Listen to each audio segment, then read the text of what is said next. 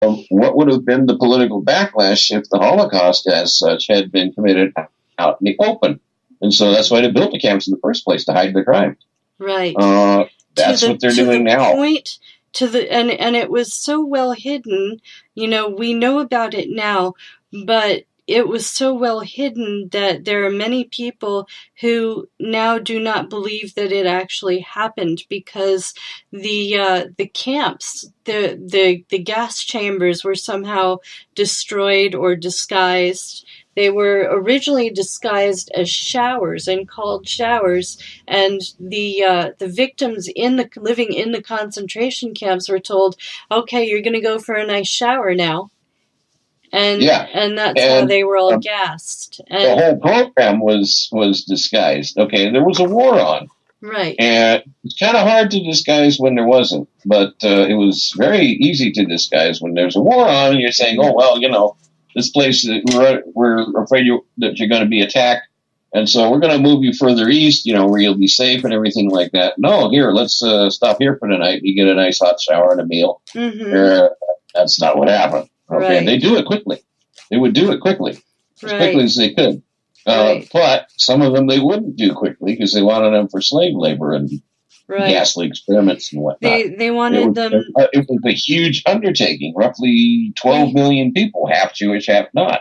We have stories written by people like Anne Frank who were there, and they were victims, and a lot of them talk about having had to bury their friends and family and strangers in those concentration camps that had died before they had. And we have writing on the walls that was scratched in with, God knows what, maybe a fork they had stolen from when they were eating a meal wherever they ate, and they used the back end of a fork or the tines of the fork to scratch their name and the date into the walls, and maybe some little note about the horrible diseases that went through there because they were all jammed into little bunk beds and all into the same sort of campers looking dormitory.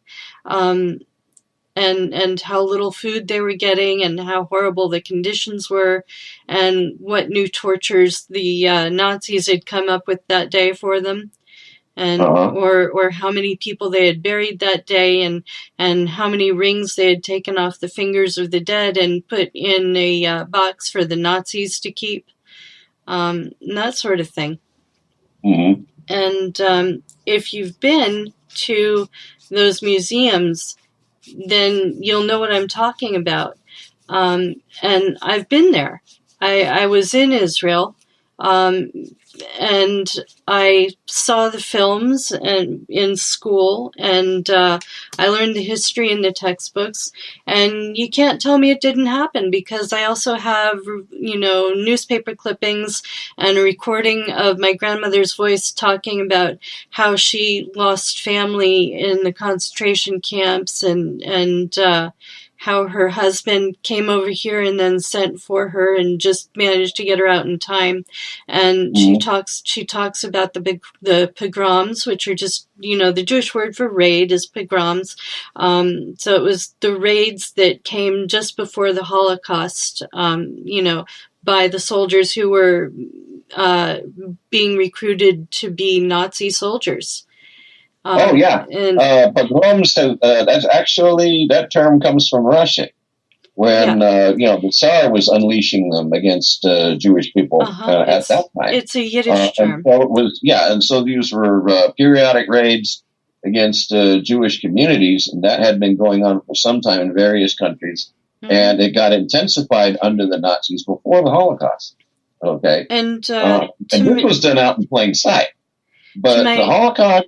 They decided they weren't sure what they were going to do next, before the Holocaust, the Nazis weren't. Right. Because they thought maybe there was money to be made by selling Jews in other countries. Nobody'd buy.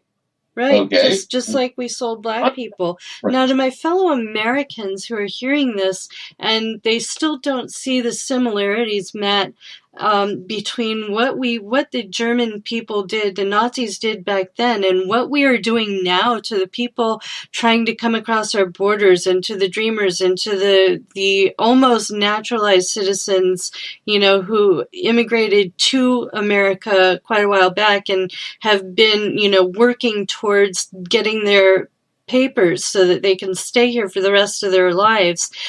I want to ask you, seriously, look at yourself and look at what's going on, and what is wrong with you if you can't see the exact parallels? What is wrong with you if you can't see that? How are you so blind? Yeah, well, I've, in my capacity as a, quote, honorary consulate, unquote, I've been talking to some people about some others. When, for example, when I was at Indigenous Peoples Day, I was flying a big Palestinian flag because what was done to them is being done to the Palestinians now as we speak. And they got it. They understood. They understood immediately.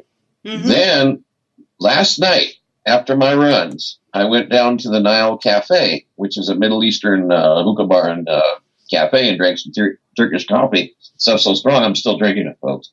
Wow. And I was saying, how, the return marches are going at the Gaza border and all that sort of thing. I says, there's something coming up like that on this border really quickly. Mm-hmm. And we shall see what we shall see. But, the inter-California border, we're going to see another border being tested, another wall being, tested. Mm-hmm. Just like you see in Gaza. Oh, and by the way, parenthetical note, without exception, all of the Palestinian organizations from Gaza, from the West Bank, and the Palestinian diaspora have condemned the terrorist attack and called it as such against the synagogue in Pittsburgh, without exception. Mm-hmm. Mm-hmm. Give you some idea of how remarkable that is. Imagine somebody in the Warsaw Ghetto, under siege by the SS, hearing about the Hindenburg going boom and sending out, solidarity to the survivors of that big Nazi blimp with swastikas all over it. That's how remarkable that is. Mm-hmm. Imagine people sending out their condolences to the survivors of the Hindenburg from the Warsaw Ghetto. That's how remarkable it is to hear, without exception, mm-hmm. Mm-hmm. Condemnation by all of the Palestinian nation of the terrorist attack on the synagogue. That's how remarkable it is. Right. Right.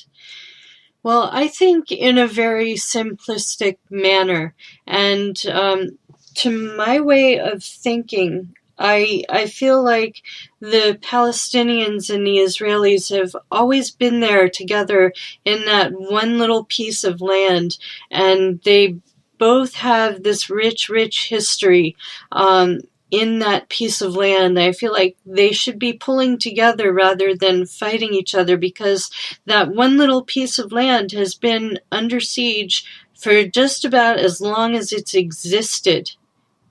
And everybody, prior to the Nakba, prior to 48, that's exactly what was happening. Everybody in fact, they were fighting on the same side for independence, first against the Ottomans, and then against the British, who replaced the Ottomans. Right. And so they were fighting on the same side until all of a sudden, the Zionists turned the key, and they says, because there were negotiations on the future of Palestine going on at the time, what will we replace British rule with? Mm-hmm. And that's when the Zionists turned the key and says, you know what? We're not going to wait for these. We are going to declare a Jewish state in Palestine.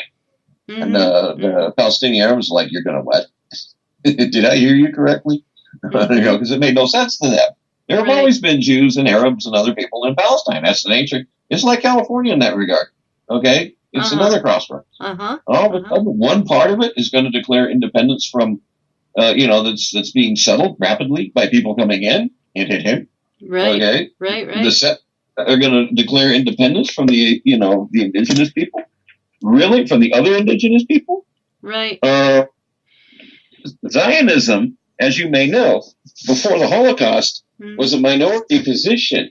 It was an extremely divisive and controversial proposition that they were going to try to make a Jewish state in Palestine. It's like, you're going to do that, really? Right. Dividing ourselves up by religions is kind of a foreign idea to me, because I'm Jewish. I was raised Jewish, but I'm really more atheist now. But that's neither here nor there. But I'm a different religion from my neighbors around me, and we all live on the same court, on the same piece of land. And so what if I decided, well, this is my piece of land, and I decided to take, so much land, and maybe my neighbor says, well, that, up to that line, that part is actually my piece of property, or the tree is actually on my piece of property, but half the tree may be on mine and not my neighbor's piece of property, or some of the apples fall off that tree onto my side of the fence. And so it's just ridiculous to try and divide ourselves up by religion in order to get a piece of land. Yeah, if you look at it, and here's the ironic thing, the way that anti-Semitism fueled Zionism and vice versa. Well, in the first instance, anti-Semitism fueling Zionism, because they were based on the same really strange notion, that being Jewish is a nationality rather than a religion. Right. That's why it was so controversial amongst Jews. It's like, we're all what? For example, if you're of Jewish descent, but you're not, part of the Jewish faith, are you still Jewish? Well, that was controversial. Right. Marx, Engels, Trotsky, three of, the founders of, Marx himself, and then the first Marxist, Engels, and of course Trotsky, Nate Bronstein. They were all of Jewish descent. Not a one of them regarded themselves as a Jew. Because they said, what sense does it make? We don't believe in the Jewish religion. Why are you calling us Jews? Okay? Well, I'm living testament. Was the descendant of a long line of rabbis. And he wrote this thing on the Jewish question, in which he asked this of his fellow Jews. It's like, well, what exactly do we do about anti-Semitism? And he goes into it in his characteristic manner. But, Nostradamus didn't consider himself a Jew. He was a devout Catholic, but he was of Jewish descent, right? So the Zionists borrowed a fundamentally anti-Semitic concept that there is some sort of nationality of Jewish. Right. To give you some idea, of course, the Nazis define Jewish as not only a nationality, but an enemy nationality. The way, the Roma. But also in the Soviet Union, Jewish was considered a nationality. And so Stalin, this was Stalin's idea, not Lenin's. Lenin's, he was real up front. He grabs Trotsky by the shoulders and says, anti-Semitism is the the counter-revolution, comrade. And Trotsky's like, oh, yes, thank you. But Stalin actually, in his capacity as commissar of nationalities, he says, okay, we will give you not only, we will grant you autonomy as a nationality of the Soviet Union, we will give you land. And so he sends, he sets up a Jewish autonomous oblast way the furthest point of the Far East, next to China, where there's not one Jew. And they all have to have their papers. It's still the case in Russia today. It exists. And it's been in existence since the days of Stalin, so now it's got a little history to it. They have synagogues out there and everything. Right. Now here's another thing that'll sort of blow everyone's mind, or maybe not, but in Tudor England and a bit beyond the Tudor times, you were the religion of your monarch, or your the monarch. The monarch got to choose the religion of the land in England. And Queen Elizabeth I set up the Church of England. and I believe it was Protestant, and her sister Mary kept trying to have her killed for that because she was Catholic, and they had been raised Catholic. But